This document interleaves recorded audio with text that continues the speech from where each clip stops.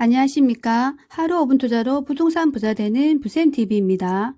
이번 영상에서는 전월세 신고제 과태료입니다. 즉 임대인과 임차인이 전월세 신고를 하지 않으며 과태료가 부과된다는 내용입니다. 전월세 신고제는 2021년 6월 1일에 시행되었습니다. 올해 5월 31일까지 미신고건에 대해서 과태료 최대 100만원까지 부과한다고 알려졌습니다. 하지만 계도기간 홍보 차원에서 미신고건에 대하여 과태료를 부과하지 않기로 하였습니다.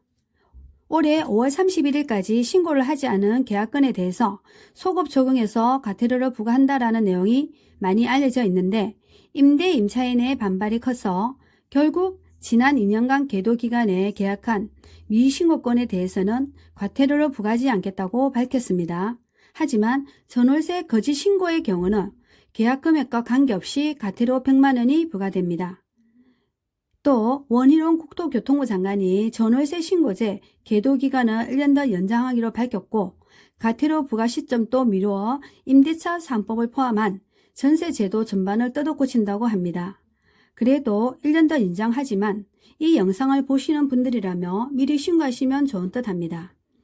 전월세 신고제란 집주인과 세입자가 임대료 기간, 보증금, 계약 내용 등을 계약일로부터 30일 이내에 계약 내용을 의무적으로 신고하는 제도입니다. 집이나 사무실을 새로 계약하시는 분들과 또는 집주인과 세입자 둘 중 한 명이라도 신고하면 되지만 만약 둘 다 신고하지 않을 경우 각각 과태료를 내야 됩니다. 수도권과 강릉시 등 각 도의 시지역에서는 임차 보증금 6천만 원을 초과하거나 월세 30만 원을 초과하는 계약 즉 이 중 하나라도 해당된다며 앞으로 반드시 신고하셔야 됩니다.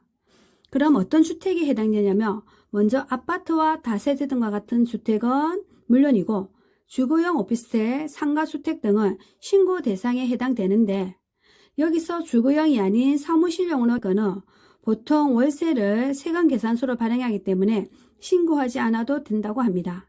또 신규와 갱신계약 모두 신고해야 하지만 금액 변동이 없는 갱신계약은 따로 신고하지 않아도 됩니다. 고시원과 같이 계약 한 달이 넘지 않은 초단기 계약의 경우는 월세 30만 원이 넘더라도 계약 기간이 한 달을 넘지 않기 때문에 신고 의무 대상이 아니라고 합니다.